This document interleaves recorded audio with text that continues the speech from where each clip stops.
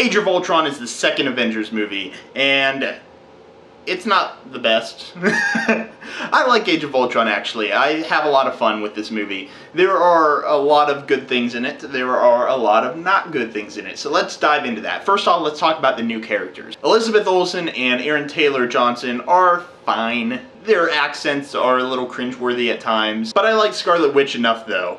As for Quicksilver, I think what mostly hurts his character in this movie is that just before this, we saw another version of Quicksilver in X-Men Days of Future Past that was a lot better. And they kill him off in this movie too, so it makes Quicksilver just kind of feel disposable in this movie. And I don't hate him in this movie, but he's just underdeveloped and you don't really care when he dies.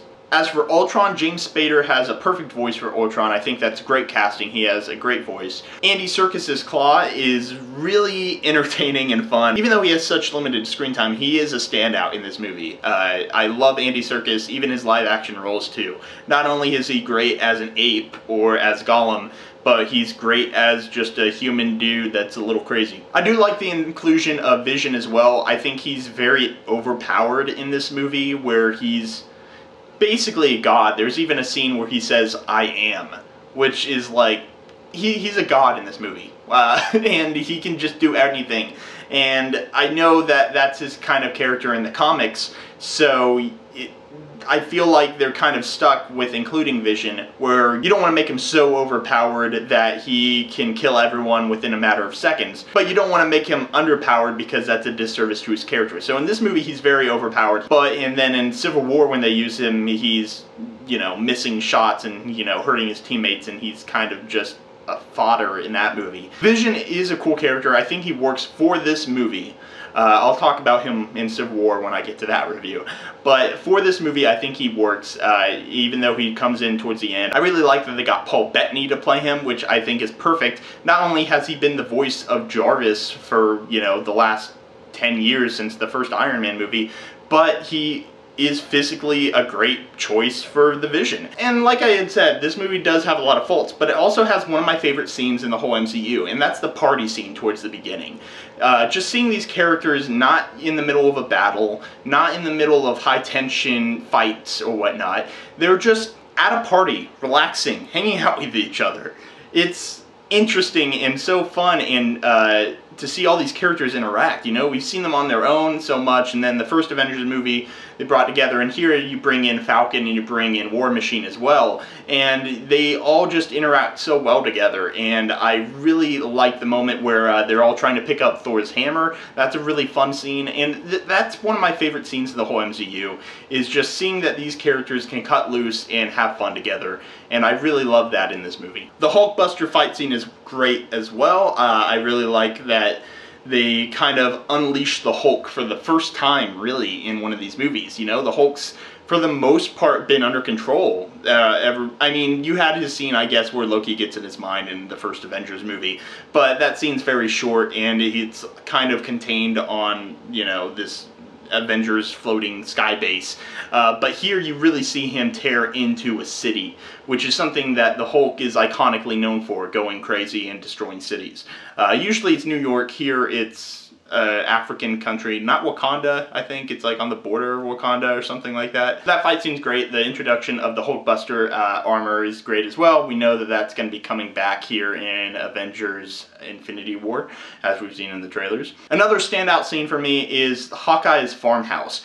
Never in these movies do you see them take a 20-minute sequence to just all hang around a house and talk about their emotions and their characters and the relationships between them. You never see that in a movie. In the middle of a huge Hollywood blockbuster, that they all just take a breather and start chatting with each other.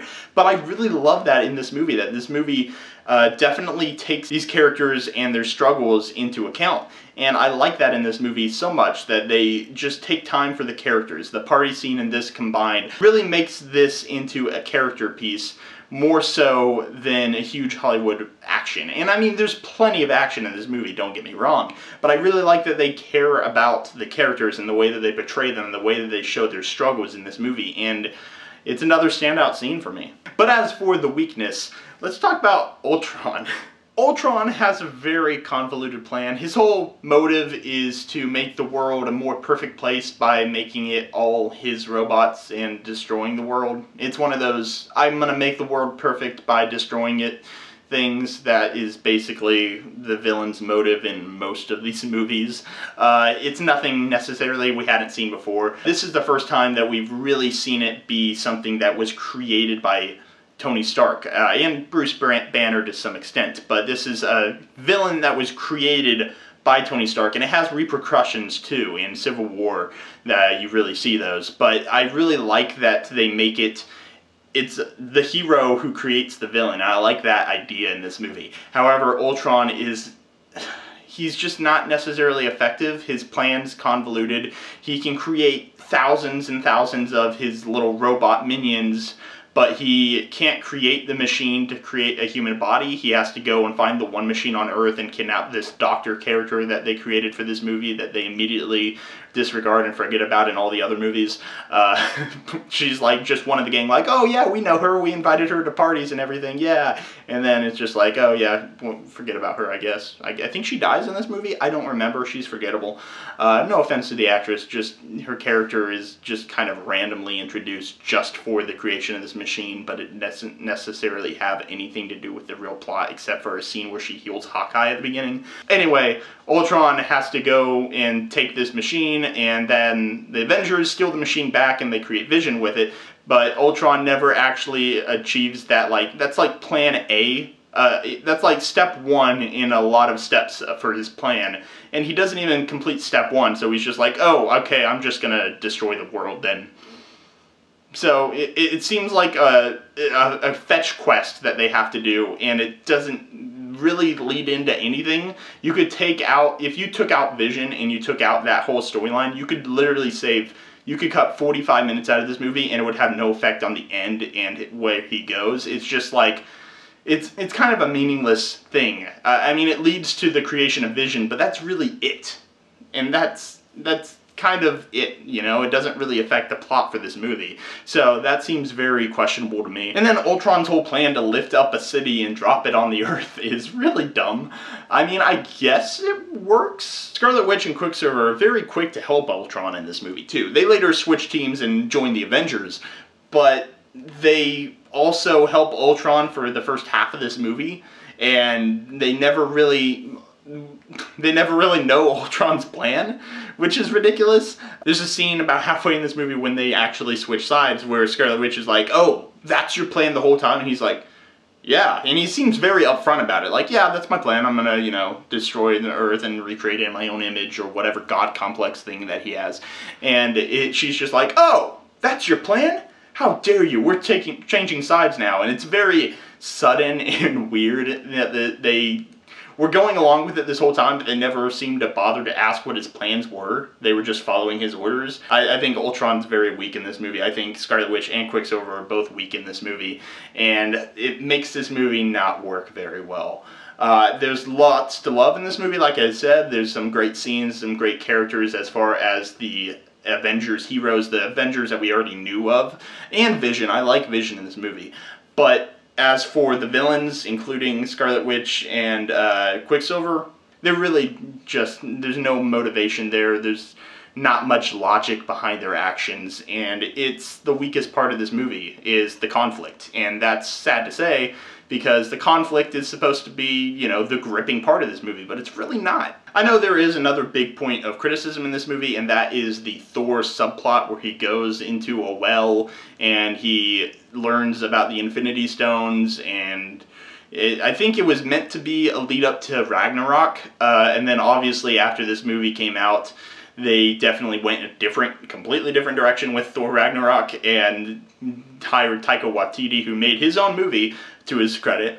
And this movie, I feel like they were trying to set that up and then they cut out a lot of things, and a lot of people criticize that in this movie.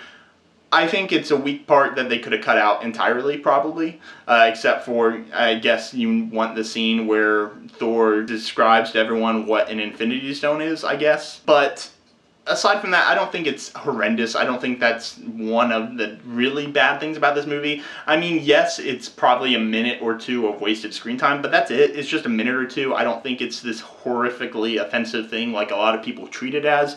I think it's something that's mostly forgettable in the movie because it's just one or two scenes that are probably 30 seconds each. So it's not the worst thing on earth. And then a very quick side note, has nothing to necessarily do with the movie, but there's a scene where you see Quicksilver grabbing shoes out of his closet and there's a bunch of different pairs of shoes. It just made me think that characters like Quicksilver and the Flash must run through shoes constantly. You know, they must every single day, or maybe twice a day, they must be wearing through the soles of their heels, because they're still making all their steps and having contact with the ground and wearing down the treads in their shoes. They're just doing it so fast. So that just made me think of that because he had a bunch of pairs of the same shoes that he grabs from. So that's just something I never thought of, and it made me curious. Has no effect on this review though. And when I first saw this movie, I really thought that they were going to kill off Hawkeye. They make him a lot more humanized in this movie. You know, they give him a lot more character, which I like. I like Jeremy Renner as his character, and I like that they're finally giving him stuff to work with, because in the first Avengers movie, he was nothing, and in the first Thor movie, he was nothing. And here, they give you a reason to care about him. They show why he's an Avenger. And I really like him in this movie. And so I immediately thought they were going to kill him off, because they spent all this time establishing, you know, his wife and his unborn baby, his kids that he also already has, and it makes you really feel for him. And at the end, everything's leading up to his death, and then Quicksilver jumps in front and saves his life.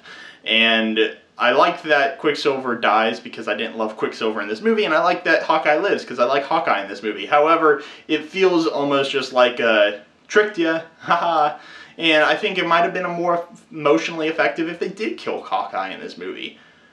But maybe that's just me. I do like Hawkeye. I'm glad that they continue to use him. Just something that I think would have made a good moment in this movie specifically. Because you never really get that moment where you realize that Quicksilver's willing to die for Hawkeye, you know? It just seems kind of sudden that Quicksilver would do that because he's had a lot of conflict with Hawkeye specifically in this movie.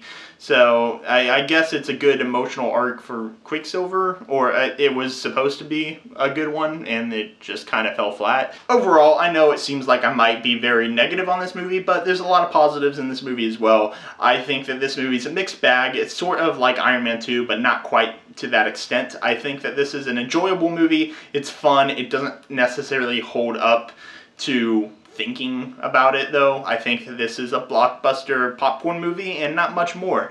And that's a shame because there are so many great moments sprinkled throughout. So what did you guys think of Avengers Age of Ultron? Leave your comment down below. I'm interested in having a conversation down there. Leave a like as well, and I'll keep on making these videos. You should stay tuned because I'm going to have another video out very shortly, and another one shortly after that, and another one shortly after that. And then what do you have? We're at Avengers Infinity War. I've been leading up to this, and so is Marvel. Marvel a little bit more so than me. But I'll see you in the next video, which should be, what came after Age of Ultron? Ant-Man? Should be Ant-Man. See you in that next video.